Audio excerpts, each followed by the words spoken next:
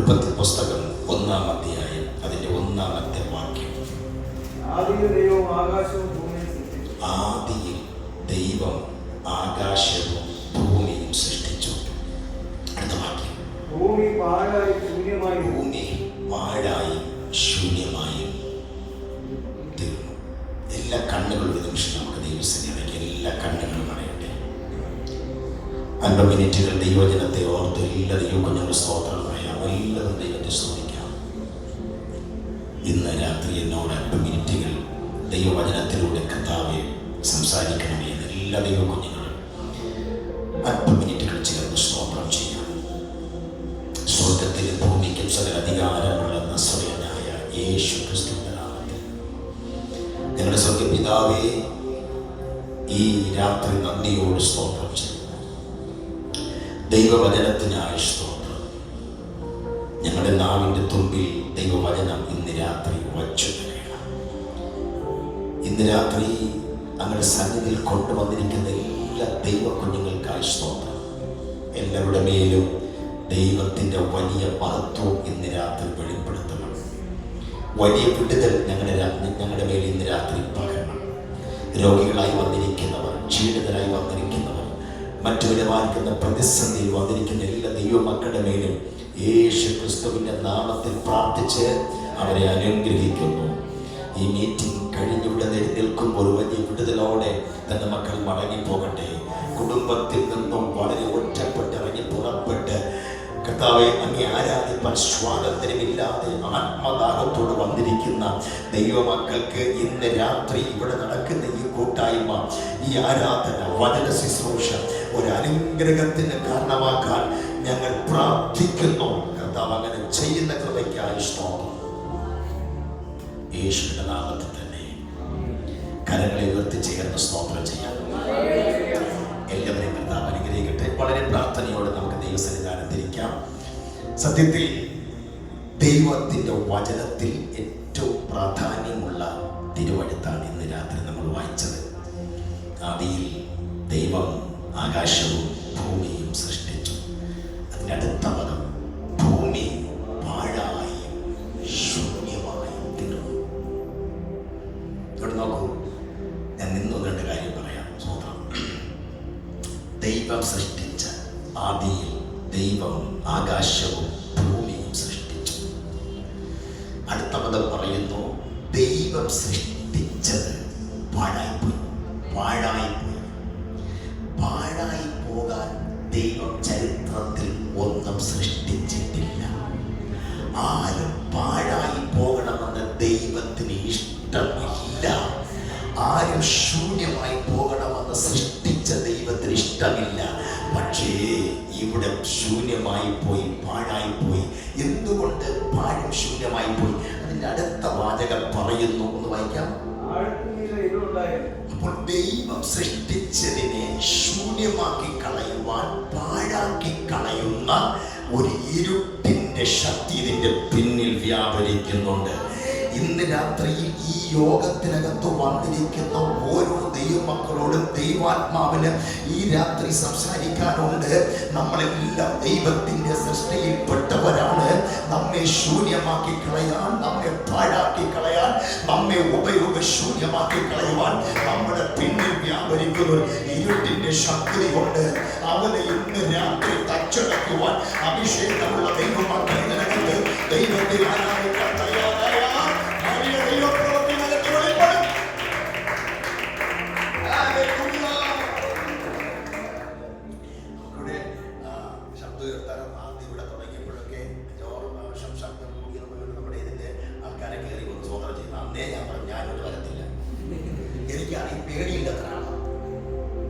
എവിടെ കയറി പ്രസംഗിക്കാൻ ഒരു പേടിയില്ലാത്തതാണ് ഞാൻ. ഈ ലോകം ഇടഞ്ഞു വരുമെന്ന് പറഞ്ഞാൽ സുവിശേഷ നിമിത്തം ഒരു പേടി എനിക്കില്ല. അതാണ് ഇതിലേക്ക് നമുക്ക് വേറെ കാണുന്നുണ്ട്, അത് വേറെ കാര്യം, സ്വന്തം ചെയ്യും. പക്ഷേ സാഹചര്യം എങ്ങനെയല്ലേ? അപ്പോ നമ്മുടെ ശുശ്രൂഷകളും ആരാധന എന്ന് പറയുമ്പോ പിശാചിന്റെ അടിസ്ഥാനത്തെ ഇളക്കുന്ന ആരാധനയാണ്. അപ്പോസ്തലന്മാരൊക്കെ ആദിമ നൂറ്റാണ്ടിൽ കർത്താവിനെ ആരാധിക്കുമ്പോൾ അവരാരാധിച്ചപ്പോൾ 5 കാര്യം സംഭവിച്ചു. ഒരു ദൈവ പൈതൽ ദൈവത്തെ ആരാധിക്കുമ്പോൾ അത് ഇന്നും സംഭവിക്കണം.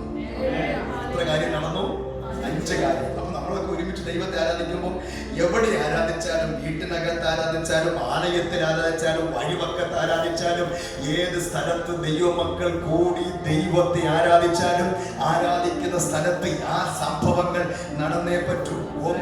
ഒന്നാമത്തെ സംഭവം ഒന്ന് പറയാമോ? ഞാൻ ഇടയ്ക്കിടയ്ക്ക് ചോദിക്കുന്ന ഒരാളാണ്. ഒന്നാമത്തെ സംഭവം അപ്പോസ്തലന്മാര് ആരാധിച്ചപ്പോൾ ആദ്യം നടന്ന സംഭവം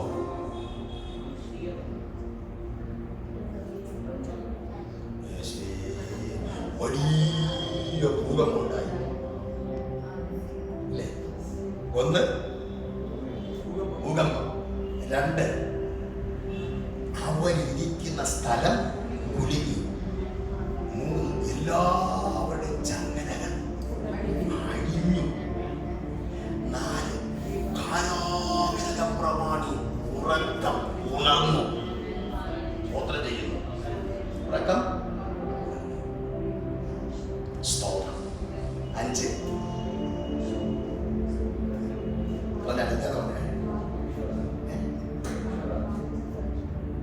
ഒന്നാമതായി പറ.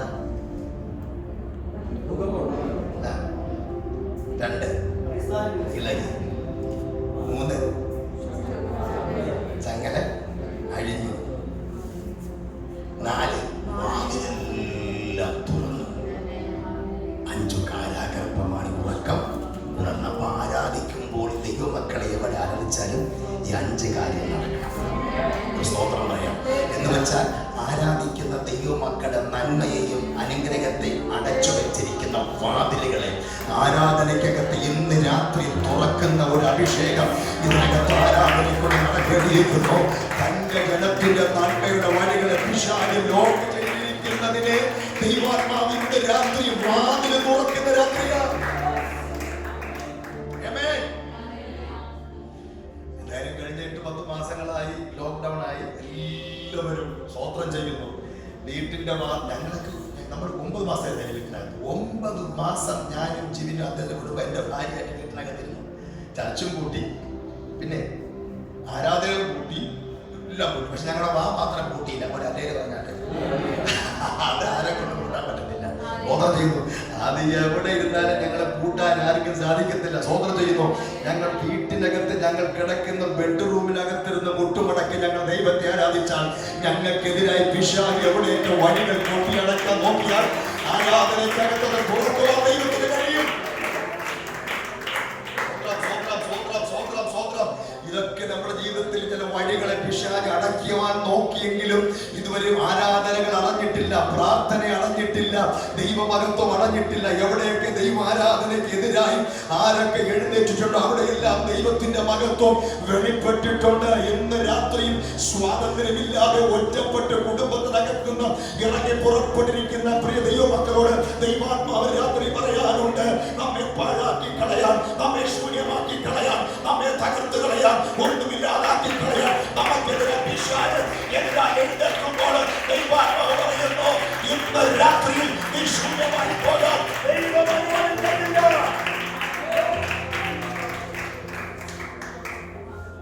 എനിക്ക് മൈക്ക് വേണ്ട, ഞാൻ പറയാൻ കുഴപ്പമില്ല. നമ്മളാരും ശൂന്യമായി പോകുന്ന ദൈവത്തിന് ഇഷ്ടമില്ല. ശൂന്യമായി പോകാൻ ദൈവം ആരെയും സൃഷ്ടിച്ചിട്ടില്ല.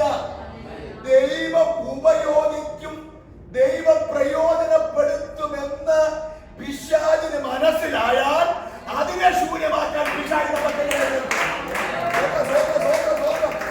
ഒരു കാര്യം നോക്കണം, അത് ശൂന്യമായി പോയാൽ ശൂന്യമായതിനെ അവിടെ ഇട്ട് ശൂന്യമാക്കുന്നവരല്ല, ശൂന്യമായതിന് കരത്തിൽ കൊത്തിയെടുക്കുന്നവരാണ് ആരാധിക്കുന്ന ദൈവം.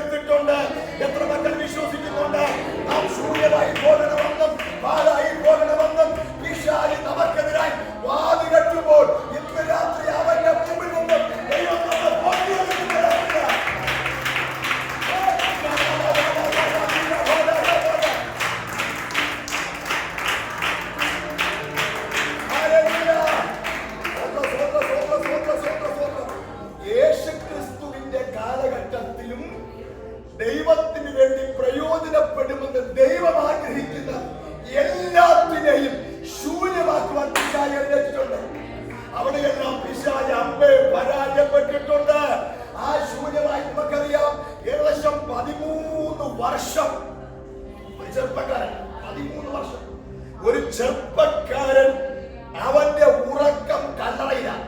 ഉറക്കം എവിടെ? കല്ലറയിൽ. 13 വർഷമാണ് കല്ലറയിൽ കിടന്നുറങ്ങുന്നത്. സ്തോത്രം. അവന്റെ ശരീരത്തിൽ ഏകദേശം 2000 പിശാച് ബാധിച്ചു. ഇവിടെ ഒരു പിശാച് ബാധിച്ചാൽ നമുക്ക് പിടിപ്പിക്കാൻ പറ്റുന്നില്ല. അപ്പോൾ സ്തോത്രം പറഞ്ഞാട്ടെ. 2000 ഒക്കെ നമ്മുടെ ശരീരത്തിൽ കയറിയാലോ സ്തോത്രം ചെയ്യുന്നു. പിന്നെ നമ്മുടെ ആളുകൾക്ക് പിശാച് വേണ്ട. നടന്ന് അങ്ങോട്ട് പോകുമ്പോ ഒരു തെറ്റിപ്പൂ വഴി കിടന്നവൻ അവിടെ അതാരോ കുഴ കൊടുത്ത് ആടിനെ തീറ്റി കൊടുത്തിട്ട് അവിടെ വീണ പോവാ. സ്വത്രം പറഞ്ഞെ പിടിക്കുക. ആരോ നമുക്കൂട്ട് ചെയ്തിട്ടിരിക്കുകയാണ്. പിടിയിട്ടില്ലേ? പണ്ട് ഞാൻ കാട്ടാക്കട ഇരിക്കുമ്പോ, കാട്ടാക്കട ഞാൻ 6-7 വർഷം ബസ് സ്റ്റാൻഡ് തൊട്ട് ബാക്കില്. അപ്പൊ ഒരു ആന്റി എന്നും വരും. ആന്റി എന്നും എന്ന് പറയാമോ? ആന്റി സഞ്ചിക്കകത്ത് മൊത്തം കൊച്ചങ്ങയും രാവിലെ സ്വന്തം പറഞ്ഞിട്ട് കൊച്ചങ്ങ രാവിലെ തീപ്പട്ടിക്കൊള്ളി എല്ലാം പറയിക്കൊണ്ട് ഞാൻ കണ്ടിട്ട് എന്തിനാ ഇത് എന്റെ വീട്ടിൽ മുട്ട് ആരെ ശുദ്ധം ചെയ്തിട്ടുണ്ട് സ്വന്തം പറഞ്ഞാൽ ആരോ ശുദ്ധം കെട്ടിക്കുന്നത് ഉള്ള തീപ്പട്ടി കൊള്ളി അവിടെ ആരോ വീടിയും പറിച്ചിട്ട് കൊള്ളിയിട്ട് പോയതാ. അത് ഇവിടെ ശുദ്ധം ചെയ്തതാ. സ്തോത്രം. അങ്ങനെ മേടിക്കുന്ന ആൾക്കാരുണ്ട്. സ്തോത്രം. നോക്കൂ, 2000 ഭൂതം ഒരു മനുഷ്യനെ ബാധിച്ചു. ചെറുപ്പക്കാരനാ. അവനെ ആർക്കും അടക്കാൻ പറ്റിയില്ല. ആർക്കും അവനെ ചങ്ങല കൊണ്ട് പോലും ബന്ധിക്കാൻ പറ്റിയില്ല. അവന്റെ ഉറക്കം കല്ലറകളില. സ്വത്രം സ്വത്രം. ഒരു കാര്യം ഓർക്കണം, ദൈവത്തിന് തെക്കം പോലെ നാട് മുഴുവനും ഇളക്കി മറിക്കുവാൻ ദൈവത്തിന് ഒരുവന വേണമെങ്കിൽ അവനെ 13 വർഷമല്ല ഏതൊക്കെ ദുഷ്ടശക്തികൾ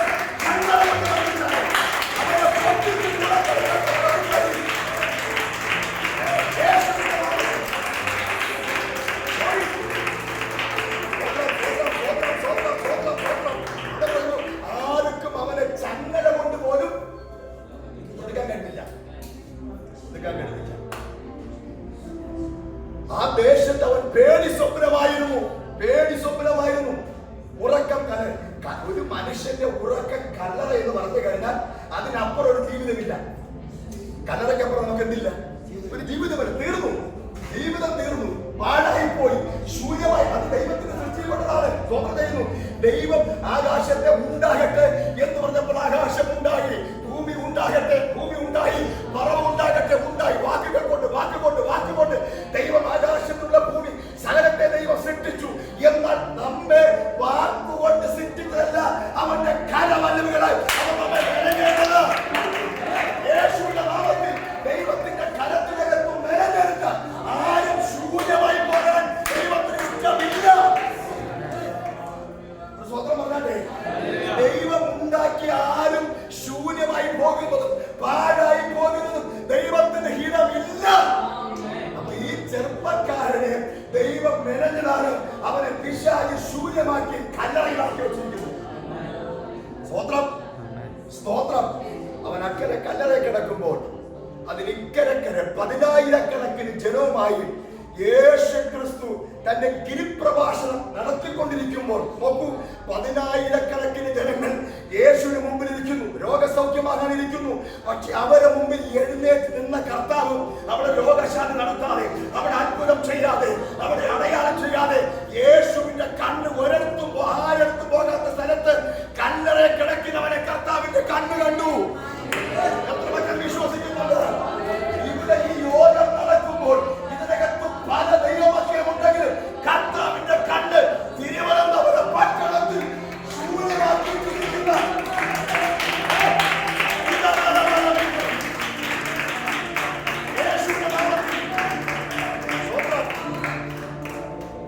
സ്തോത്രം.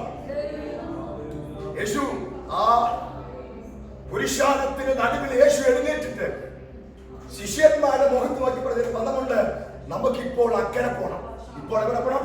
അക്കരെ പോണമെന്ന് ശിഷ്യന്മാര് പറയുമ്പോൾ നോക്കൂ, അവിടെ ശിഷ്യന്മാരുടെ ഉള്ളത്തിൽ ചിന്തിച്ചത് ഇവിടെയാണ് 10,000-കണക്കിന് ജനമിരിക്കുന്നത്. ഇവിടെ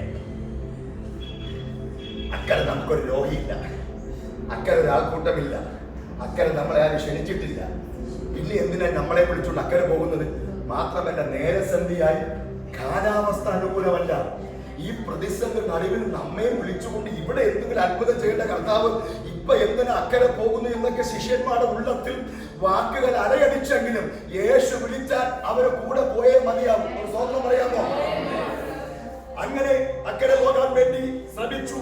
അവരെല്ലാം യേശു ശിഷ്യന്മാരുമായി പടകിൽ കയറി. യേശു പടകിൽ കയറി ഉടനെ അമരത്തു തലയിട വെച്ച് കിടക്കുന്നു. ശിഷ്യന്മാര് അക്കരെ യേശുവിനെ കൊണ്ട് എത്തിക്കാൻ തക്കവണ്ണം തണ്ടു വലിക്കാൻ തുടങ്ങി. തണ്ടു വലിച്ചപ്പോൾ അല്പ കരവിട്ട് ചില നാഴിക ദൂരത്തായപ്പോൾ കാറ്റടിച്ചു. കാറ്റടിച്ചപ്പോൾ കടലിളകി. കടലിളകിയപ്പോൾ പടകിളകി. പടകിളകിയപ്പോൾ അകത്തിരിക്കുന്ന ശിഷ്യന്മാരും ഇളകി. ഇളക്കം തട്ടിയപ്പോൾ അവരൊരു കാര്യം ചിന്തിക്കാം. ഞങ്ങൾ അപ്പോഴേ വിചാരിച്ചു ആ 10,000 പുരുഷാരത്തെ വെറുതെ അവിടെ വിട്ടിട്ട് ഞങ്ങളെ വിളിച്ചുകൊണ്ട് ഇക്കരോട്ട് വന്നപ്പോൾ അറിയാം ഇങ്ങനെയൊക്കെ ഇളക്കമുണ്ടാകുമെന്നും ഇങ്ങനെയൊക്കെ പ്രതികരണം ഉണ്ടാകുമെന്നൊക്കെ അവരുടെ ഉള്ളത്തിൽ ആഞ്ഞടിച്ചെങ്കിലും ഒരു കാര്യം ദൈവം കൊടുക്കണം. ദൈവം ആരെയെല്ലാം വിളിച്ചിറക്കിയിട്ടുണ്ടോ, എന്തൊക്കെ ഇളക്കം സംഭവിച്ചാലും എവിടെയൊക്കെ കോട്ടം സംഭവിച്ചാലും യേശുവിന്റെ നാമത്തിൽ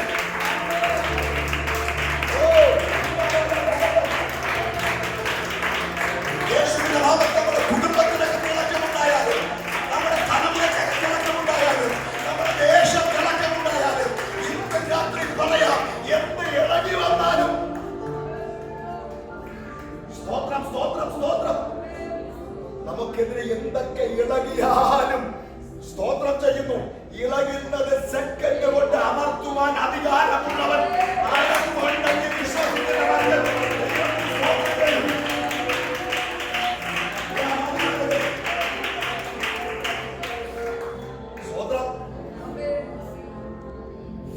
ഇളക്കമുണ്ടായ പൊസിഷന്മാര് തണ്ടു വലിക്കാൻ തുടങ്ങി. ബൈബിൾ പറയുന്നു അവർ തണ്ടു വലിച്ചു വലഞ്ഞെന്ന്. അവസാനം മുങ്ങുമെന്ന് വിചാരിച്ചപ്പോൾ അവർ കർത്താവിനെ വിളിച്ചുണർത്തി. സ്തോത്രം. യേശുവിനെ ഉണർത്തി. യേശു എഴുന്നേറ്റ് കാറ്റിനെയും കടലിനെയും ശാന്തമാക്കാൻ കൽപ്പിച്ചപ്പോൾ രണ്ട് സംഭവിച്ചു. അടുത്ത പദം കേൾക്കണം. ഉടനെ പടകക്കരയെത്തി. ഒരു സ്തോത്രം പറഞ്ഞാൽ ഉടനെ പടകക്കരയെത്തി. യേശു പടകിൽ നിന്ന് കാലെടുത്ത് തെക്കപ്പൊലി നാട്ടിന്റെ കരയിൽ ചവിട്ടിയപ്പോൾ ശിഷ്യന്മാർ കണ്ടൊരു കാഴ്ച.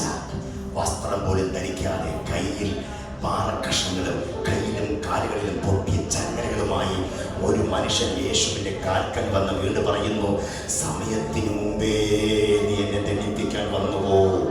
സ്തോത്രം. അപ്പോഴാ ശിഷ്യന്മാർക്ക് മനസ്സിലായത് 10,000 ജനത്തെ അക്കരെ വിട്ടിട്ട് പ്രതികൂലം വകവയ്ക്കാതെ ഞങ്ങളെ വിളിച്ചോടി ഇക്കര വന്നത് ഈ ശൂന്യമായി കിടക്കുന്ന ഈ പാഴായി പോയിരിക്കുന്ന ചെറുപ്പക്കാരനെ കെട്ടടിച്ചു പുറത്തു കൊണ്ടുവരാൻ വേണ്ടിയാണ് ദൈവം ഞങ്ങളെ വിളിച്ചുകൊണ്ട് പ്രതികൂലം വകവയ്ക്കാതെ ഇക്കര വന്നത്.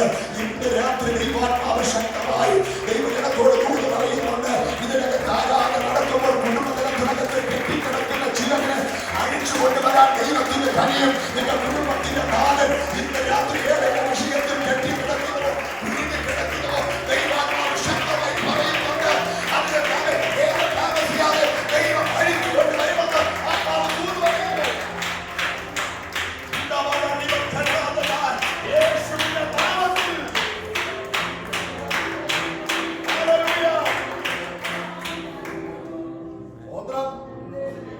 ഏത് കെട്ടും അഴിക്കാൻ നമ്മുടെ കർത്താവിനെ കൊണ്ടേ പറ്റൂ. കെട്ടിയവനെ കൊണ്ട് കെട്ടാനേ പറ്റൂ, പക്ഷെ അഴിക്കാൻ നമ്മുടെ കർത്താവിനെ കൊണ്ട് ഞങ്ങളെയൊക്കെ കെട്ടടിക്കാൻ ഉപദേശമാരപ്പെട്ട പാടുകൾ സ്വന്തം പറഞ്ഞാട്ടെ. എന്റെ കെട്ടടിക്കാൻ പാസ്റ്റർമാര് പെട്ട പാട് കാണണം. സ്വന്തം ചെയ്യുന്നു ആളുകൾ നമ്മൾ അടുത്തെടുക്കൂ. സ്വന്തം 16-ാമത്തെ വയസ്സിൽ നേപ്പാൾ കാഠ്മണ്ഡു ചെന്ന് 3 ഗൂർഖമാരെ ഫൈറ്റ് ഫസ്റ്റ് ബ്ലാക്ക് ബെൽറ്റ് നേടി. പിന്നെ ആരെങ്കിലും മൈൻഡ് ചെയ്യൂ? പിടിയിട്ടില്ല അല്ലേ? സ്വന്തം ചെയ്യുന്നു. ആരെയും മൈൻഡ് ചെയ്യാതെ തകർത്തു മിനി നടന്ന ഒരാളാണ്. അപ്പോ ഞങ്ങളെയൊക്കെ കെട്ടടിക്കാൻ വേണ്ടി ഉപദേശിമാര് പെട്ട പാട് കാണണം. സ്വന്തം ചെയ്യുന്നു.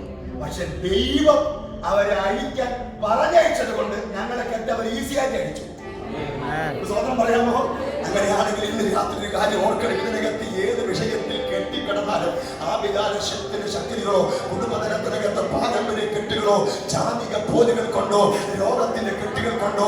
നിങ്ങൾ ആരും ബന്ധിക്കപ്പെട്ടിനകത്തിരിക്കുന്നുവെങ്കിൽ ദൈവാത്മാവ് ശക്തമായി രാത്രി ആലോചന പറയുന്നു. ഇന്ന് നടക്കുന്ന ആരാധന ചിലരുടെ കെട്ടുകളെ അടിച്ചു ദൈവാത്മാവ് പുറത്തോട് എത്ര ശക്തിയുള്ള ചങ്ങലയായിരുന്നാലും ശരി അതിനെ മുഴുവൻ പൊട്ടിച്ച് പുറത്തു വരുവാൻ ദൈവാത്മാവിനെ സാധിക്കുന്നത്.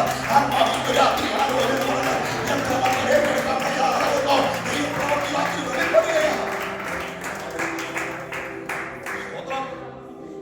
സ്തോത്രം. ദൈവം സൃഷ്ടിച്ചതിനെ ശൂന്യമാക്കി കല്ലറയിൽ കിടക്കുന്നു. പക്ഷേ ആ ശൂന്യമായി പോയതിനെ വീണ്ടും ഉപയോഗിക്കുവാൻ ദൈവത്തിന് പദ്ധതിയുണ്ട്. സ്വതന്ത്രം ചെയ്തു. അതുകൊണ്ടാണ് 10,000 ആൾക്കാരോട് വിട്ടേച്ച് യേശു അക്കരെ ചെന്നത്. അവരുടെ കർത്താവിന്റെ കാൽക്കൽ വീണു.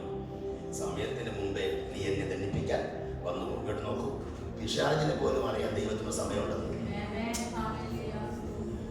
ദൈവത്തിന് പ്രവർത്തിക്കാൻ സമയമുണ്ടെന്ന് ആർക്കറിയാം?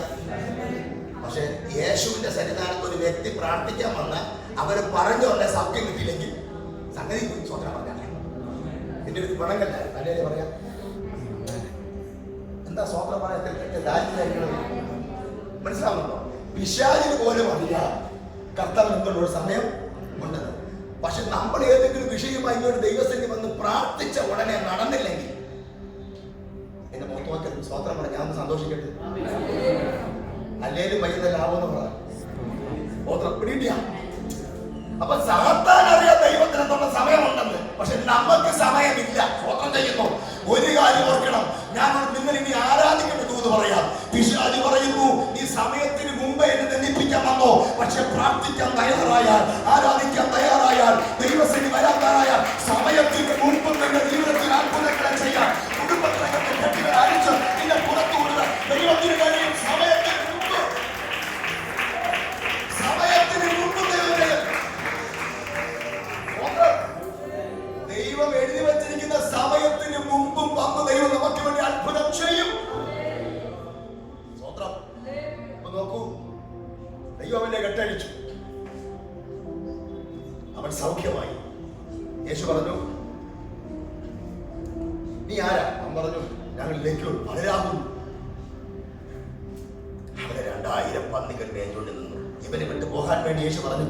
ഉടനെ പിശാച് ഒറ്റ അപേക്ഷ, ഞങ്ങളുടെ നാട്ടിൽ എന്ത് ചെയ്തത്? നാട്ടിൽ നിന്ന് ഞങ്ങളെ ഈ കാണുന്ന പന്നികളെ പന്നയച്ച് ഞങ്ങളെ അങ്ങോട്ട് പൊക്കോളാൻ കർത്താവ് അനുവാദം കൊടുത്തു. ഒരു സ്വത്രം പറഞ്ഞാൽ നാക്കടക്ക പ്രാണിയുടെ പുറത്തും ഒരു ഭൂതത്തിന് കയറണമെങ്കിൽ കർത്താവ് അനുവദിക്കണം. സ്വത്രം മനസ്സിലായില്ല? നാക്കടിക്ക പ്രാണിയുടെ പുറത്ത് ഒരു പിശാച് കയറണം, എന്ത് ചെയ്യണം? അനുവദിക്കണം. 2000 പന്നിയുടെ പുറത്ത് ഒരു മനുഷ്യന്റെ പുറത്ത് ഇരുന്ന പിശാചിനെ യേശു ശാസിച്ചപ്പോൾ ഈ 2000 പന്നിയുടെ പുറത്ത് 6000 ഭൂതം കയറി. ഇവിടെ നോക്കൂ, ഒരു സെക്കൻഡ് പോലും 2000 പന്നി പിടിച്ചിരുന്നില്ല. സ്വന്തം പറഞ്ഞാട്ടെ. അപ്പൊ ഇവൻ എങ്ങനെ 13 വർഷം പിടിച്ചിരുന്ന പറ? 2000 പന്നികൾക്ക് ഒരു സെക്കൻഡ് പോലും പിടിച്ചിരിക്കാൻ പറ്റിയില്ല. അങ്ങനെയാണ് ഒരു കാര്യം ഓർക്കണം. ദൈവത്തിന് പ്രയോജനമുള്ള പിശാചിനെ ശൂന്യമാക്കാനും പാഴാക്കി കളയാൻ വേണ്ടി 6000 അല്ല 60,000 ഭൂതം നമ്മുടെ മേൽ കയറിയാണ്. സ്വന്തം ദൈവം നമ്മളെ ശൂന്യമാക്കാൻ കഴിയത്തില്ല, നമ്മെ തകർക്കാൻ കഴിയത്തില്ല, നമ്മെ ഒതുക്കാൻ കഴിയത്തില്ല. ദൈവത്തിന് നമ്മളെ കൊണ്ട് പ്രയോജനപ്പെടുത്താൻ ദൈവത്തിന് മഹത്തായ പദ്ധതിയുണ്ട്. പന്നികൾക്ക് സെക്കൻഡ് പോലും പിശാച് കയറിയപ്പോൾ പിടിച്ചിരിക്കാൻ പറ്റില്ലെങ്കിൽ എനിക്ക് തോന്നുന്നത് ഈ ഏറ്റവും മൃഗങ്ങളിൽ ഏറ്റവും ആരോഗ്യമുള്ള ഒന്നാണ് ഈ പന്നി എന്ന് പറയുന്നത്. ഭയങ്കര ആരോഗ്യം ഈ പന്നി. സ്വന്തം അതിനെയൊക്കെ കൊല്ലാൻ വേണ്ടി ആൾക്കാർ പെടുന്ന പാട്. സ്വന്തം എൻ്റെ ഒരു മൂത്ത ചേട്ടൻ അദ്ദേഹം ഈ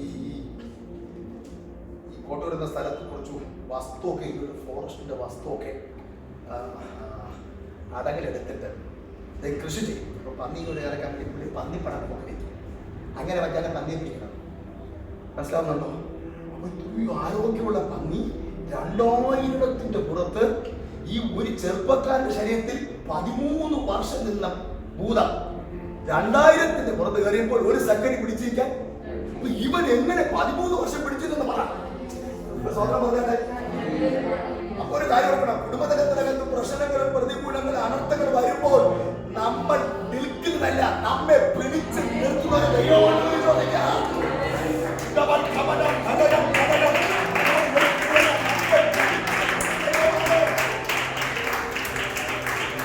ദൈവം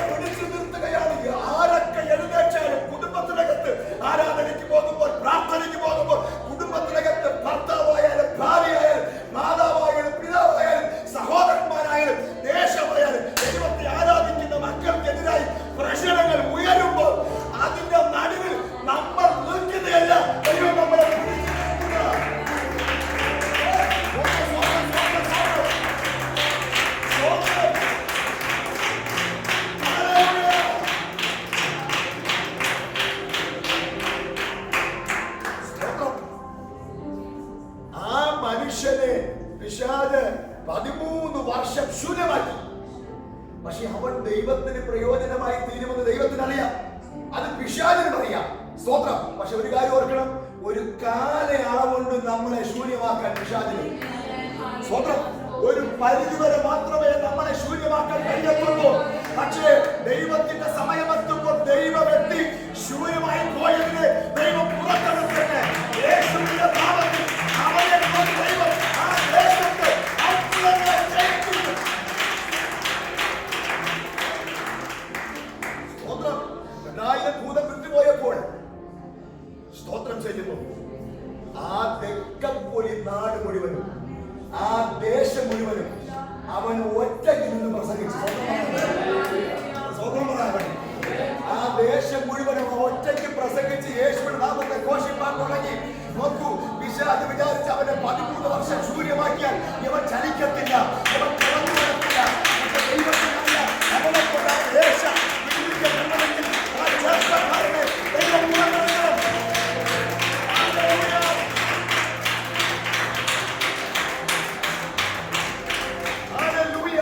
എത്ര മക്കൾ ഇന്ന് രാത്രി വിശ്വസിച്ച് കരമുയർത്തി കർത്താവിന് സ്തോത്രം ചെയ്യാം. അവൻ ആ ദേശം മുഴുവനും കർത്താവിന്റെ നാമത്തെ ഘോഷിപ്പാൻ തുടങ്ങി. സ്തോത്രം. ഒരൊറ്റ പാസ്റ്റർ മതി ഒരു ദേശം വിടുവിക്കപ്പെടാൻ. സ്തോത്രം. ആ ദൈവത്തിനറിയാം അവനെ കൊണ്ട് ദൈവം ദേശം വിടുവിക്കപ്പെടും. ആ ദേശം മുഴുവനും യേശുവിനെ അറിയുമെന്ന് പിശാചിനറിയാം. അതുകൊണ്ടാണ് അവനെ പിശാച് പാഴാക്കി ശൂന്യമാക്കിയത്. ദൈവത്തിന് സൃഷ്ടിപ്പെടുന്നതാണ്. എന്നാൽ ഒരു കാര്യം ഇന്ന് രാത്രി ഓർക്കൂ, പിശാച് എത്രമാത്രം നമ്മളെ ശൂന്യമാക്കി കളയാൻ, നമ്മുടെ നന്മയെ, നമ്മുടെ ഉയർച്ചയെ, നമ്മുടെ അനുഗ്രഹത്തെ, നമ്മുടെ സമ്പത്തുകളെ, നമ്മുടെ കുടുംബത്തെ, നമ്മുടെ ആരാധനകളെ, നമ്മുടെ തലമുറകളെ, നാം ചെയ്യുന്ന ഉപജീവന മാർഗത്തെ ശൂന്യമാക്കി കളയുമെന്ന് പിശാച് നമുക്കെതിരായി വാതുകെട്ടുമ്പോൾ, അവനെ പാഴാക്കി കളയാൻ വാതുകെട്ടുമ്പോൾ ഇന്ന് രാത്രി ഒരു കാലയളവുണ്ട് ദൈവം ഇന്ന് രാത്രി പുറത്തിറക്കുന്ന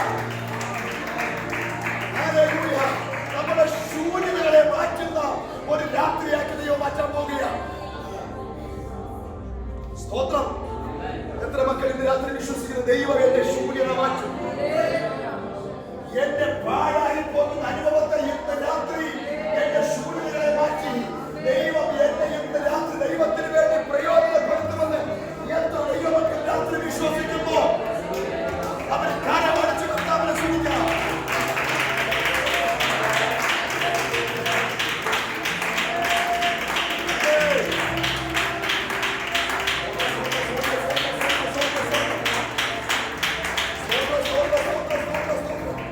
നമ്മുടെ ദൈവത്തിന്റെ മഹത്തായ പദ്ധതി എന്ന് പറയുന്നത് ശൂന്യമായി പോയതിനെ തിരിച്ചെടുക്കുന്ന ദൈവമാണ്. സ്വന്തം പറയാം, പാഴായി പോയതിനെ തള്ളിക്കളയുന്നവനല്ല. ആരൊക്കെ പാഴായി പോയോ, ആരൊക്കെ ശൂന്യമായി പോയോ അതിനെയൊന്നും അവിടെ തള്ളിക്കളയുന്നവനല്ല, അതിനെ തിരിച്ചെടുക്കുന്ന ദൈവമാണ്. നമുക്കറിയാം, ദൈവത്തിന്റെ ദാസനായിരിക്കുന്ന ശിംശോൻ എന്ന് പറയുന്ന ഒരു ദൈവഭക്തൻ. ശിംശോൻ ശക്തനായ ഒരു മനുഷ്യനാണ്. ശിംശോൻ അദ്ദേഹത്തെ ഇസ്രായേലിനെതിരായി, ദൈവമക്കൾക്കെതിരായി അന്നുള്ള ഫെലിസ്ത്യ ശക്തികൾ മുഴുവനും ഇസ്രായേലിനെ തകർക്കുവാൻ തനിക്കെതിരായി വരികയാണ്. പക്ഷേ താൻ അങ്ങോട്ട് ചെല്ലുമ്പോൾ ശത്രുക്കൾ തനിക്കെതിരായി വരുമ്പോൾ അവരെ നേരിടുവാൻ വരുന്ന ശത്രുക്കൾ ആയുധ സന്നാഹത്തോട് വരികയാണ്. ആയുധ സന്നാഹത്തോട് വരുന്നു. പക്ഷെ ശിംശോൻ അവരെ നേടാൻ കരുത്തില്ല. അവൻ നോക്കിയപ്പോൾ മുമ്പ് നിൽക്കുന്ന ഈ ഫെലിസ്ത്യ ശക്തിയുടെ കയ്യിൽ ആയുധങ്ങളുണ്ട്. പക്ഷെ ഇവൻ ഒറ്റയ്ക്കായി നിൽക്കുന്നത്. അപ്പോൾ തന്റെ കയ്യിൽ ആയുധമില്ല. താൻ അങ്ങോട്ടും ഇങ്ങോട്ടും നോക്കിയപ്പോൾ നിൽക്കുന്ന എല്ലാവരുടെ കയ്യിൽ ആയുധമുണ്ട്. പക്ഷെ തന്റെ കയ്യിൽ അതിനെ നേരിടേണ്ട ആയുധമില്ല. താൻ നോക്കിയപ്പോൾ ഒരു കഴുതയുടെ പച്ച താടി എന്റെ വഴിയിൽ കിടക്കുന്നു. ഒരു സ്വതന്ത്രം പറയാമോ? സ്വതന്ത്രം പറയാം. താൻ നോക്കിയപ്പോൾ ഒരു കഴുതയുടെ പച്ച താടി എന്റെ വഴിയിൽ കിടക്കുന്നു. അതവൻ കയ്യിലോട്ടെടുത്ത് സ്വതന്ത്രം ചെയ്യുന്നു. കുന്നൊന്ന്, കുന്ന് രണ്ടെന്ന് പറഞ്ഞുകൊണ്ട് 1000 ഫെലിസ്ത്യരെ ആ താടിയെല്ലാം കൊണ്ട് 1000 പേരെ അവൻ പരാജയപ്പെടുത്തി.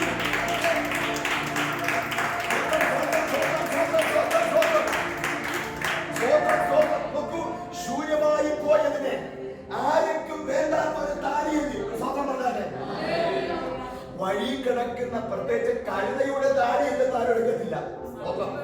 അല്ലേ? ആ കഴുതയെ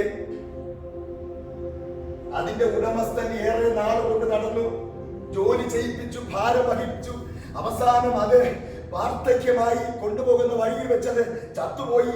ഉടമസ്ഥൻ അത് വേണ്ടായാലും ഇതിനെ കൊണ്ട് കൊള്ളത്തില്ല, ശൂന്യമായി പോയെന്ന് പറഞ്ഞുകൊണ്ട് അതിനെ വഴിയിട്ടേച്ചു പോയി. വഴിയിട്ടേച്ച് പോകുമ്പോൾ ദുഷ്ടമൃഗങ്ങൾ വന്ന് അതിന്റെ മാംസത്തെ പറിച്ചു കഴിച്ചു. എന്നിട്ട് ഈ കഴിക്കുന്ന മൃഗത്തിന്റെ പല്ലുകൾ ഈ കഴുതയുടെ അസ്ഥിയിൽ കൊണ്ടപ്പോൾ അത് പറയുന്നു, ഇനി ഇതിനെ കൊണ്ട് ഒന്നിനും കൊള്ളത്തില്ല, ഇത് ശൂന്യമായി പോയി, പാഴായി പോയി, ഒന്നിനും കൊള്ളത്തില്ല പറഞ്ഞിട്ട് ആ മൃഗം ഇട്ടേച്ചു പോയി. അത് കഴിഞ്ഞിട്ട് വട്ടമിട്ട് പറയ്ക്കുന്ന കരുകന്മാരും പക്ഷികളും വന്ന് ബാക്കിയുള്ള മാംസത്തെ കൊത്തിപ്പറിച്ചു. പക്ഷിയുടെ ചുണ്ടുകൾ ഈ കിടക്കുന്ന കഴുതയുടെ അസ്ഥിയിൽ കൊണ്ടപ്പോൾ പക്ഷികൾക്കറിയാം മാംസം തീർന്നു, ഈ അസ്ഥി കൊണ്ട് ഒന്നിനും കൊള്ളത്തില്ല എന്ന് ഇട്ടേച്ചു പോയി. അല്പ കഴിഞ്ഞപ്പോൾ ഉറുമ്പുകൾ വന്ന് ബാക്കിയുള്ള മാംസത്തിൽ ഉറുമ്പ് വന്നരിച്ചു. ആ ബാക്കിയുള്ള മാംസവും ഉറുമ്പകൾ തിന്നു തീർത്തു. ഈ അസ്ഥി മാത്രം വഴിയിൽ കിടക്കുന്നു. അസ്ഥി മാത്രം, ഒന്നിനും കൊള്ളാത്തത് ശൂന്യമായി കിടക്കുന്ന അസ്ഥി വഴിയിൽ കിടക്കുമ്പോൾ ആ ദൈവം അതുവഴി, ദൈവത്തിന്റെ ദാസനായിരിക്കുന്ന ശിംശോനെ ദൈവം അതുവഴി പറഞ്ഞു വിട്ട് ആ ശൂന്യമായി കിടക്കുന്ന അസ്ഥിയെ ശിംശോൻ കൈ കൊണ്ടെടുത്തു. ഒരു കരമുയർത്തി ദൈവത്തെ സ്തുതിക്കാമോ? ആ കഴുതയുടെ അസ്ഥി കൊണ്ട് 1000 പേര്, 1000 ഫെലിസ്ത്യരെ ഒരു അസ്ഥി കൊണ്ട് കൊന്നു. ദൈവത്തിന് എപ്പോഴും ശൂന്യമായി പോകുന്നതാണ് ഭയങ്കര ഇഷ്ടം. സ്വന്തം പറയാം, ശൂന്യമായി പോകുന്നത് ഭയങ്കര ഇഷ്ടമാണ്. അത് പരീക്ഷിക്കാൻ പണ്ട് കാര്യം ചെയ്തു. ഈ ഫെലിസ്ത്യ ശക്തികളെ തനിക്കെതിരായി വന്നപ്പോഴേ സ്വന്തം ചെയ്തു. 300 കുറുക്കന്മാരെ പിടിച്ചു. സ്വന്തം പറഞ്ഞാല് എത്ര കുറുക്കന്മാരെ പിടിച്ചു? കുറുക്കന്മാരെ പിടിക്കാൻ കിട്ടുമോ? കിട്ടും. പല പട്ടിയൊക്കെ പിടിക്കാൻ കിട്ടും, കുറുക്കൻ പിടിക്കാൻ കിട്ടുമോ? അപ്പൊ ഇദ്ദേഹം എത്ര പിടിച്ചു? ആ വിഷയം നമുക്ക് വേണം. പട്ടണത്തിലൂടെ കുറുക്കന്മാർക്ക് പിടിക്കാൻ പറയാം. 300 കുറുക്കന്മാരെ ശിക്ഷ പിടിച്ചു അല്ലേ? ഒരു കുറുക്കനെ നമുക്ക് പിടിക്കാൻ പറ്റത്തില്ല. 300 പേരേക്ക് ശിക്ഷ പിടിക്കണമെങ്കില്ല അവന്റെ പേര് അഭിഷേകം പറ്റത്തില്ലേ? ഈ പച്ച താടിയിൽ കൊണ്ട് 1000 പേരെ കൊന്നു. പിന്നെ 300 കുറുക്കനെ പിടിച്ച് അതിന്റെ വാലോട് വാരം ചെയ്തു. ഈ കുറുക്കനെ പിന്നെയും പിടിക്കാം, രണ്ടെണ്ണത്തിന്റെ വാലോട് ചേർത്ത് വയ്ക്കാൻ ബുദ്ധിമുട്ടാണ്. ചേർത്ത് വെച്ച് പിന്നെ എന്തോ ചെയ്തു? ബന്ധം വെച്ചു. എന്നിട്ട് തീ കൊടുത്തു. കുറുക്കന്റെ വാല് തീ പിടിച്ച പിന്നെ ഞാൻ നിൽക്കുമ്പോൾ നിൽക്കുമോ? സ്വന്തം പറഞ്ഞാട്ടെ അല്ലേ? കുറുക്കന്മാരെ വാല് തീ പിടിച്ചെത്തി. അവിടെ വേറെ നല്ല മൃഗം ഇല്ലാത്തോണ്ടാ. ഇങ്ങോട്ട് നോക്കൂ. ദൈവത്തിന് ഒരു ദേശത്തെ പിടിച്ചെടുക്കണമെങ്കിൽ ആർക്കും വേണ്ടാതെ ശൂന്യമായി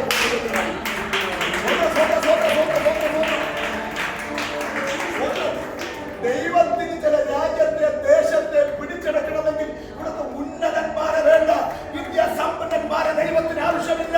പക്ഷേ ആർക്കും വേണ്ടാത്ത കുറുക്കന്മാരെ അവരെ വാരി തീ പിടിച്ചാലുണ്ടല്ലോ ദേശത്തെ ദൈവം മഴ വരുത്തി ദൈവം പിടിച്ചെടുക്കും.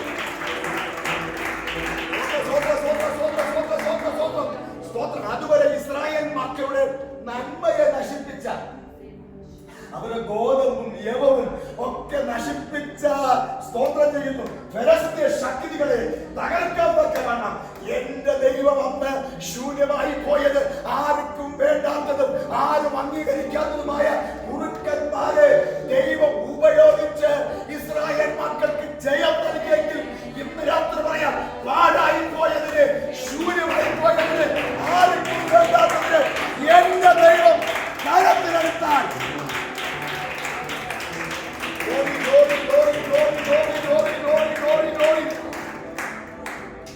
സ്തോത്രം.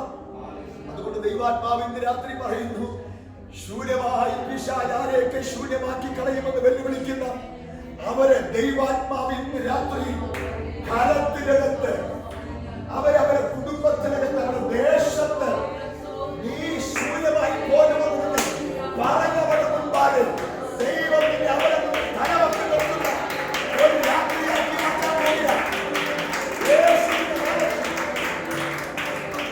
എല്ലാ കണ്ണുകളും അടയട്ടെ, എല്ലാ കണ്ണും അടയട്ടെ, എല്ലാ കണ്ണും അടയട്ടെ.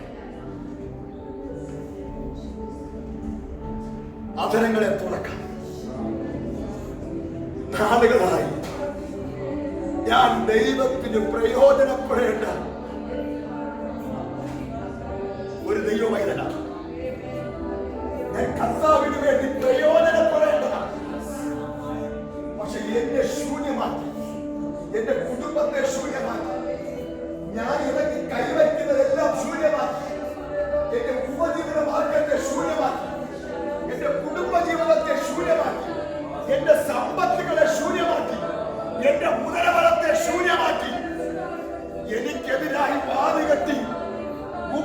ശൂന്യമാക്കി എന്നെ തള്ളിക്കളഞ്ഞ വഴിയിട്ട് വെച്ചു പോയത് കർത്താവ് ഇന്ന് രാത്രി എന്നെ കനത്തിലെടുക്കുമെന്ന് ഇന്ന് രാത്രി എത്ര മക്കൾ ആഗ്രഹിക്കുന്നുണ്ട്? യേശുവിന്റെ നാമത്തിൽ ഇന്ന് രാത്രി കർത്താവിന്റെ കരം ഇതിനകത്ത് ചലിക്കുകയാണ്. ആത്മാവ് ശക്തമായി ഇടപെടുകയാണ്. ഈ ആരാധനകൾ ചെല്ലുമ്പോൾ ഞാനൊരു പ്രസംഗങ്ങൾ നടത്തിയില്ല. സാധാരണ നിലകളിൽ ഞാൻ പ്രസംഗിക്കുമ്പോലെയോ മറ്റൊരു രീതിയിലെ പ്രസംഗം ഇവിടെ നടക്കൂല എന്ന് എനിക്കറിയാം. നിങ്ങൾക്ക് മനസ്സിലാകാത്ത രീതിയിൽ 5, 10, 20 മിനിറ്റ് മാത്രമാണ് ഞങ്ങളുടെ മുമ്പിൽ നിന്നത്. ദൈവാത്മാവിന്റെ ഹൃദയത്തിൽ നൽകിയ വാക്യം ചിലവരെ ശൂന്യമാക്കി കളയുന്ന പൈശാചിക വ്യാപാര ശക്തികൾ, അധ്വാനിക്കുന്ന ഫലത്തെ, ഗ്ലോറി ഗ്ലോറി ഗ്ലോറി ഉപജീവന മാർഗത്തെ ശൂന്യമാക്കി കളയുന്ന 2019 2020 നന്മയുടെ ഉറവിടങ്ങൾ ജീവിതത്തിൽ ലഭിച്ചപ്പോൾ 2021 അതിനെ ശൂന്യമാക്കി പാഴാക്കി ഒന്നുമില്ലാത്ത വരക്കി കളഞ്ഞിരിക്കുന്ന അനുഭവത്തിൽ നിന്നും ദൈവാത്മാവ് രാത്രി പറയുന്നു, സ്തോത്ര ദൈവം നിന്റെ ശൂന്യതകളെ നിറയ്ക്കുന്ന ദൈവത്തിന്റെ കരങ്ങൾ ചലിക്കാൻ പോവുകയാണ്. ഈ ആരാധന കഴിഞ്ഞ് മടങ്ങി വീട്ടിൽ ചെല്ലുമ്പോൾ വീടിനകത്ത് യേശുവിന്റെ നാമത്തിൽ ചില വിടുതൽ ഇന്ന് രാത്രി സംഭവിക്കും. വിശ്വസിക്കാൻ തയ്യാറാകെ.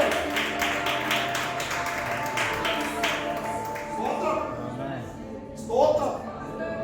ഒരു സ്തോത്ര ദൈവമക്കൾ പറയാം. നിരാശയോടെ വീട്ടിൽ നിന്നും ഈ ആരാധനയ്ക്ക് ഇറങ്ങി പുറപ്പെട്ട ദൈവമക്കളോട് ദൈവാത്മാവ് ശക്തമായി രാത്രി പറയുകയാണ്. ഈ രാത്രി ആരാധന കഴിഞ്ഞ് മടങ്ങി പോകുമ്പോൾ കുടുംബത്തിനകത്ത് സ്തോത്രം ചെയ്യുന്നു കരിനുള്ളി നിൽക്കുന്ന ചിലവിന്റെ സ്വഭാവത്തെ നിങ്ങൾ മാറ്റാൻ പോകുക.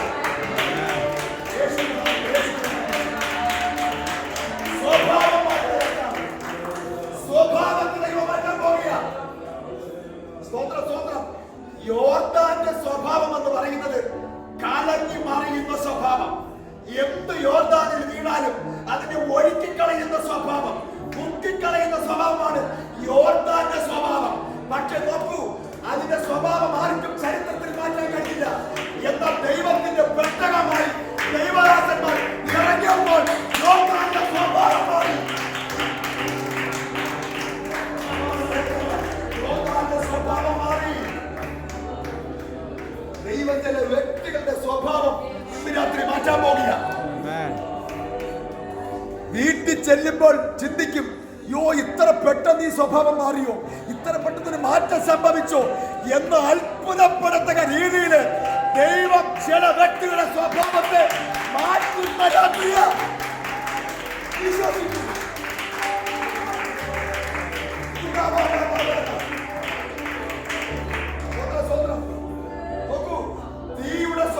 തീയുടെ സ്വഭാവം ആര് ചെന്ന് തീക്കകത്ത് വീണാലും തീ അതിനെ ചാരമാക്കി.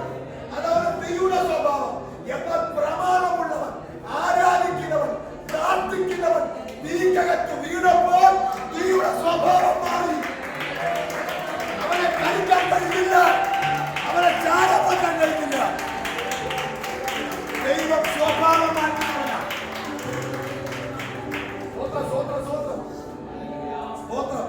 സിംഹത്തിന്റെ സ്വഭാവം ആര് ചെന്ന് സിംഹക്കുഴിക്കകത്ത് വീണാലും സിംഹം അതിനെ പിച്ചിച്ച് തിന്നും. എന്നാൽ പ്രമാണമുള്ളവൻ, പ്രാർത്ഥിക്കുന്നവൻ, ഇടവിടാതെ ദൈവത്തിൽ പ്രാർത്ഥിച്ച ദാനിയേൽ ചെന്ന് സിംഹത്തിന്റെ ഗുഹയ്ക്കകത്ത് വീണപ്പോൾ ദൈവ സിംഹത്തിന്റെ സ്വഭാവം മാറ്റി. യേശുവിന്റെ നാമത്തിൽ കുടുംബത്തിന്റെ സ്വഭാവം മാറ്റാൻ പോകുക.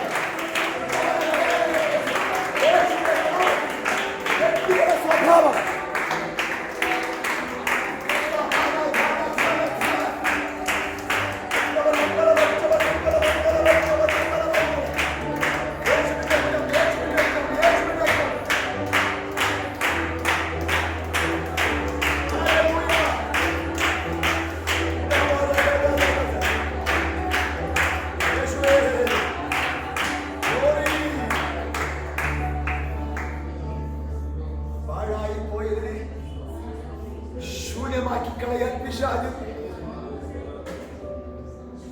ബാധിച്ചിറങ്ങിയതിനെ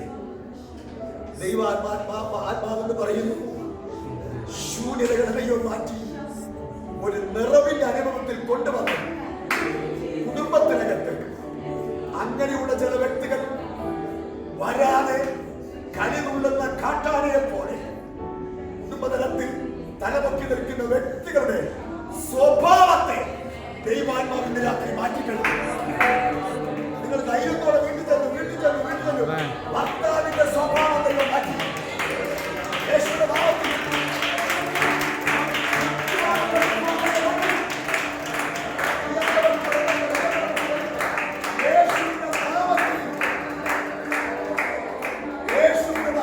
രാത്രിയിൽ പാഴായി പോയതിനെ, ശൂന്യമായി പോയതിനെ തള്ളിക്കളയാതെ ദൈവം വീണ്ടും മടക്കിയെടുത്ത് അത് ദൈവത്തിന് വേണ്ടി പ്രയോജനപ്പെടുത്തുവാൻ കർത്താവിന് തിരികിടമുണ്ടെങ്കിൽ രാത്രിയിലകത്ത് ആരാധനയ്ക്ക് വന്നിരിക്കുന്ന ഓരോ ദൈവമക്കളുടെ മേലും 2021 ഇതിനകത്തിരിക്കുന്ന ഓരോ മക്കളും ദൈവത്തിന് വേണ്ടി പ്രയോജനമായി തീരണമെന്ന് ദൈവത്തിന് മഹത്തായ പദ്ധതിയുണ്ട്.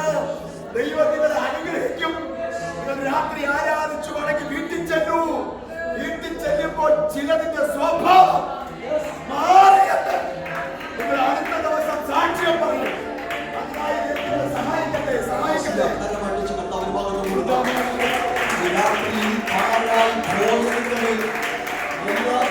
ഉള്ളതുപോലെ തിരിച്ചു വരുത്താൻ പ്രാപ്തിയുള്ള ഒരു ദൈവത്തിന്റെ കരം ഇതിനകത്ത് ചലിക്കുന്നുള്ളത് വിശ്വസിക്കുന്നവർ കരമടിച്ചു. യേശുവിന്റെ നാമത്തിൽ നിനക്ക് വേണ്ടി ചിലരുടെ സ്വഭാവത്തെ മാറ്റുന്ന ദൈവം ഈ രാത്രി ഇതിനകത്ത് വന്നിട്ടുണ്ട്. നിന്റെ ചലിക്കുന്ന അഭിഷേകം നിനക്ക് വിരോധമായി നിൽക്കുന്ന വ്യക്തിയുടെ ക്യാരക്ടറിനെ ഈ രാത്രി അഭിഷേകം മാറ്റാൻ പോവുകയാണ്.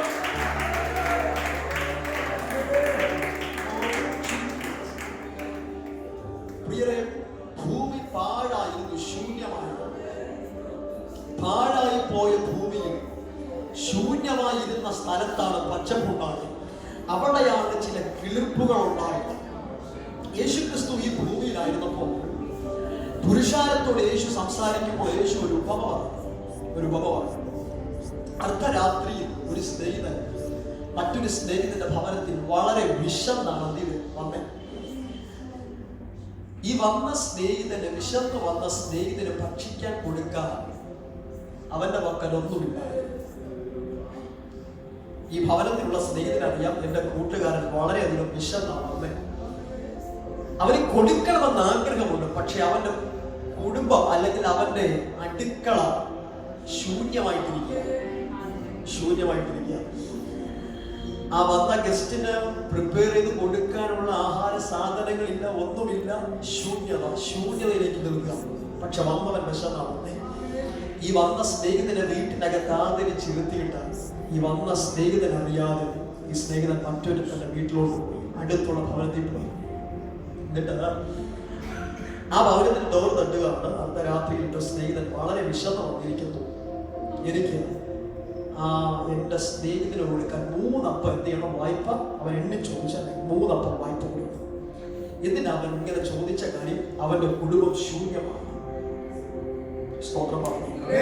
അപ്പോൾ അകത്ത് കിടക്കുന്ന മനുഷ്യൻ പറയുകയാണ്, ഞാൻ പൈതങ്ങളോടൊപ്പം കിടന്നുറങ്ങാണ്, ഇപ്പോൾ എഴുന്നേറ്റ് വരാൻ പറ്റുന്നില്ല, കഥ കടച്ചിരിക്കുന്നു എന്ന് പറയുന്നു, എഴുന്നേറ്റ് വരാൻ പറ്റുന്നില്ല. പിന്നെ ഈ സ്നേഹിതൻ വീണ്ടും തട്ടാൻ തുടങ്ങി. അപ്പോൾ അകത്ത് കിടക്കുന്നവൻ ഒത്തിരി എക്സ്ക്യൂസ് പറയാം. അവൻ പല എക്സ്ക്യൂസ് പറഞ്ഞു. കഥ കടച്ചിരിക്കുന്നു, ഞങ്ങൾ ബെഡിലാണ്, ക്ഷീണമാണ് എന്നൊക്കെ പറഞ്ഞ് പല എക്സ്ക്യൂസ് പറയുന്നുണ്ടല്ലേ.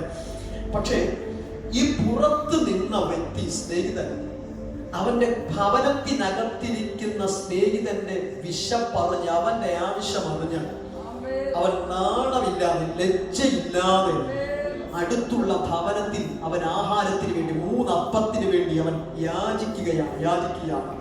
അകത്ത് കിടക്കുന്ന സ്നേഹിതൻ പല ഒഴിവുതിരിവുകൾ പറഞ്ഞിട്ട് ഈ മനുഷ്യൻ മടങ്ങി പോകുന്നില്ല. ഞാൻ ആ ഭാഗം വായിച്ചപ്പോൾ എനിക്കൊരു കാര്യം മനസ്സിലായി. ഈ മനുഷ്യൻ അകത്ത് കിടന്നുകൊണ്ട് പറഞ്ഞ ഒഴിവുതിരികൾ ഇങ്ങനെ, ഞാൻ കിടക്കുന്നു, കഥ കടച്ചിരിക്കുന്നു, ക്ഷീണമാണെന്നൊക്കെയാ പറഞ്ഞ്. ഇവൻ പല എക്സ്ക്യൂസുകൾ പറയുന്നോറും പുറത്തു നിൽക്കുന്നവൻ തട്ടിക്കൊണ്ടേയിരുന്നു.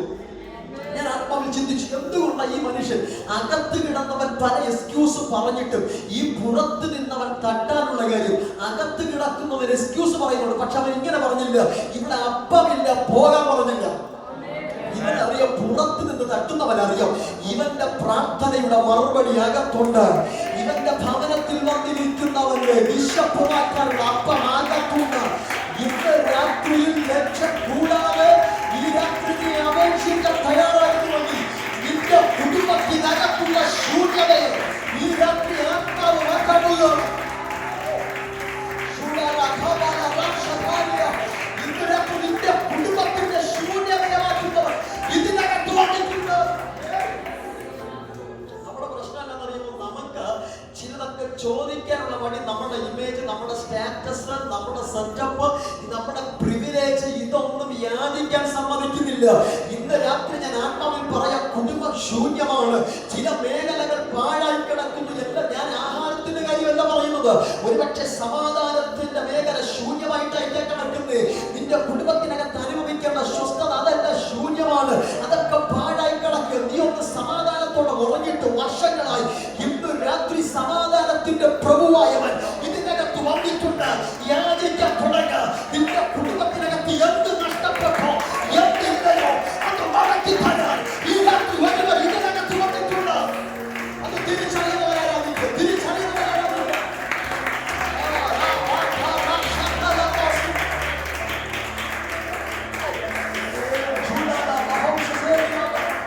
യേശുവിന്റെ അധികാരമുള്ള നാമത്തിൽ, യേശുവിന്റെ അധികാരമുള്ള നാമത്തിൽ ഇന്ന് രാത്രി ഇതിനകത്ത് സമാധാനമില്ലാത്തവരുണ്ട്, ഫൈനാൻഷ്യൽ ക്രൈസിസ് ഉള്ളവരുണ്ട്, തലമുറയില്ലാത്തവരുണ്ട്, വിവിധമാകുന്ന വിഷയത്തിനകത്ത് ഭാരപ്പെടുന്നവരുണ്ട്. പക്ഷേ ഏക ഉത്തരം ക്രിസ്തു. നിന്റെ സകല വിഷയത്തിനും മറുപടി തരുവാൻ ഇന്ന് രാത്രി ഇതിനകത്ത് മറുപടി തരുന്നവർ വന്നിട്ടുണ്ട്. ഒന്ന് മാറ്റിവെക്ക, സ്റ്റാറ്റസ് മാറ്റിവെക്ക, ആത്മാവിലേക്ക് യാചിക്കുക. ഇന്ന് രാത്രി നീ മറുപടി കൊണ്ടുവരാൻ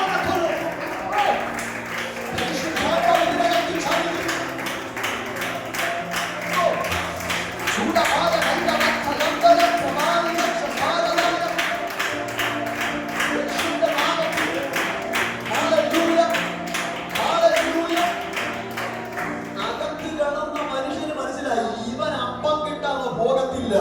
അപ്പം കിട്ടാതെ പോകത്തില്ലെന്ന് മനസ്സിലാകാൻ അവൻ എഴുന്നേറ്റ്. ഇവൻ ചോദിച്ചത് 3 അപ്പമാ. പക്ഷെ അകത്ത് കിടന്നവൻ എഴുന്നേറ്റ് ഒരു കുട്ടം നിറച്ചപ്പം ഇവന്റെ കരത്തിൽ കൊണ്ടുകൊടുത്തെങ്കിൽ ഇന്ന് രാത്രി ഞാൻ ആത്മാവിൽ പറയുന്നു, നീ എണ്ണി എണ്ണി ചോദിച്ചതിനെ ഇത്രത്തിൽ സ്വർഗ്ഗം നിനക്ക് തരുന്നത് എണ്ണിയല്ല.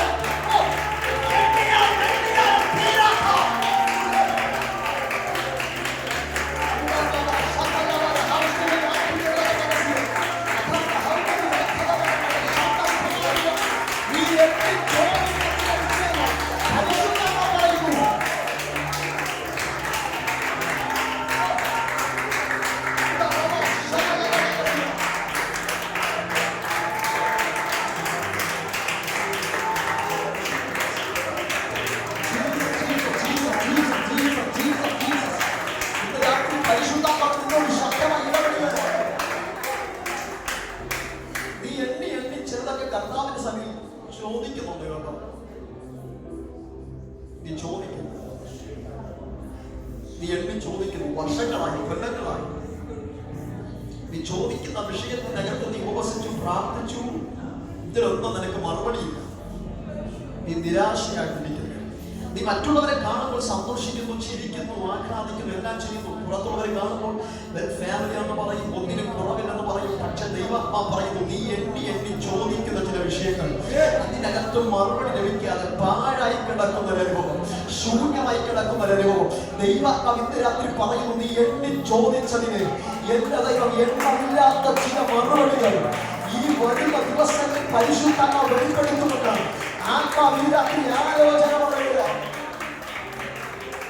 കുടുംബ ജീവിതത്തെ തന്നെ തകർത്തി കളയാൻ, ചിഹ്നവിന്യമാക്കി കളയുവാൻ വെല്ലുവിളിയോടെ നിൽക്കുന്ന പൈശാചിക മേഖലകളെ ഇന്ന് രാത്രി ദൈവാത്മാവ് ദർശിക്കുകയാണ്. കേട്ടോ, ആ സ്വസ്ഥത നഷ്ടപ്പെട്ടിട്ട് നാളുകളായി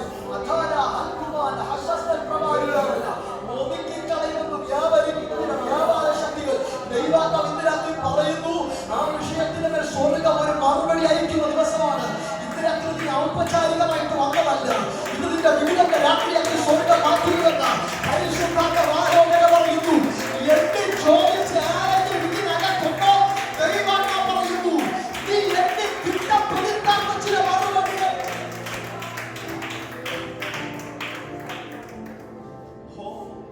ഇന്ന് രാത്രി പാഴായി നിൽക്കുന്ന ആരെങ്കിലും ഉണ്ടെങ്കിൽ അവരോട് ദൈവാത്മാവ് പറയുന്നു, ഇത് യേശുവിനെ വിളിക്കാൻ പറ്റിയ ബെസ്റ്റ് ടൈമാണോ? നിന്റെ പാഴായി കിടക്കുന്ന അനുഭവം, ശൂന്യമായി കിടക്കുന്ന അനുഭവം, ഇത് യേശുവിനെ വിളിക്കാനുള്ള സമയമാണ്. കുടുംബത്തിനകത്ത് നിന്ന് ഭയങ്കര പ്രഷറുണ്ട്. യേശുവിനെ വിളിക്കരുത്. നീ യേശുവിനെ ആരാധനയ്ക്ക് എന്ത് കിട്ടി, നീ എന്ത് നേടിയെന്ന് ചോദിക്കുന്നു. പക്ഷെ ഇന്ന് രാത്രി ദൈവം പറയുന്നു, ലജ്ജ കൂടാതെ, ലജ്ജ കൂടാതെ.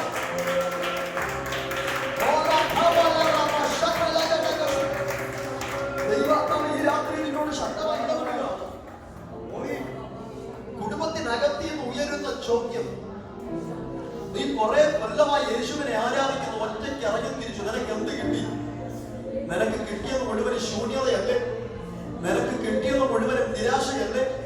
നീ ജനിച്ച അന്നനാൾ മുതൽ, നിനക്ക് ഒരുവിധ പ്രായമായ കാലം മുതൽ ഇതുവരെ നീ സ്വസ്ഥതയെല്ലാം അനുഭവിച്ചിട്ടില്ല. നീ അനുഭവിച്ചതെല്ലാം ദൈവ സാന്നിധ്യത്തിനകത്തുള്ള സ്വസ്ഥതയോ, കുടുംബത്തിനകത്ത് സ്വസ്ഥതയെ കിടത്തി.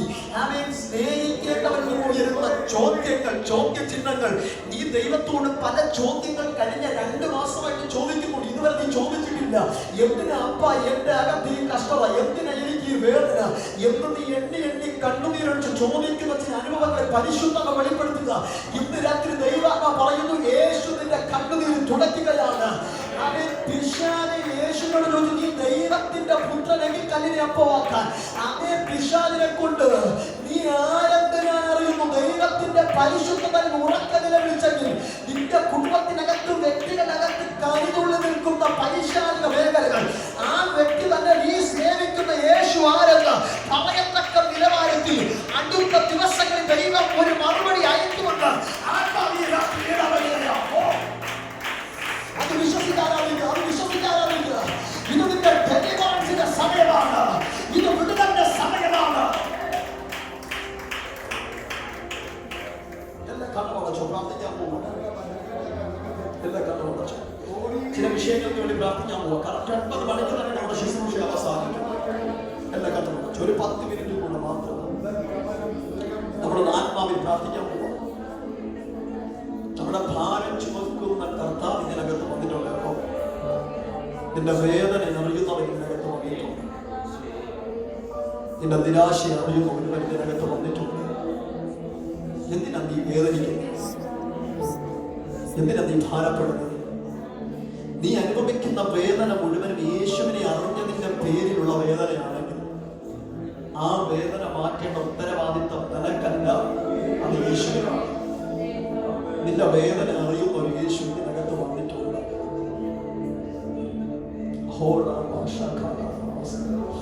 നിന്റെ വേദന അറിയുന്ന യേശു ഇതിനകത്ത് വന്നിട്ടുണ്ട്. ഇത് രാത്രി എനിക്കറിയാം, കർത്താവ് ഈ വരുന്ന ആഴ്ചകളിൽ തന്നെ കുടുംബങ്ങൾക്കകത്ത് ചില ദൈവ പ്രവർത്തികൾ കർത്താവ് ചെയ്യും. അടുത്ത ട്യൂസ്ഡേ ചില അത്ഭുതങ്ങളുടെ സാക്ഷ്യത്തിനകത്ത് വെളിപ്പെടും.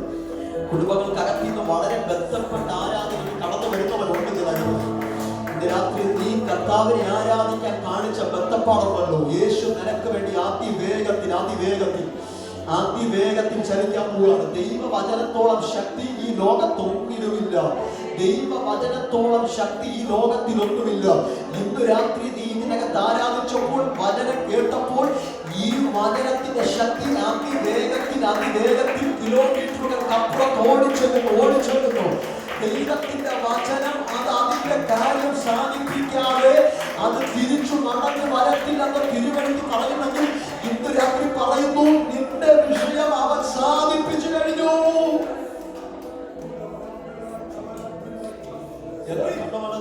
ഈ രാത്രി പ്രാർത്ഥിക്കാൻ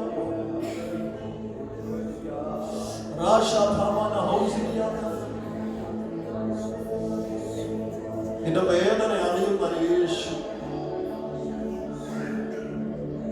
ഇന്ന് രാത്രി ഇതിനകത്തുണ്ട്. അല്പനേരം ഒന്ന് മൗനമായിട്ട് കർത്താവിനെ ഹൃദയത്തിൽ ധ്യാനിച്ച് യേശു നിന്റെ അരികിൽ വരിക.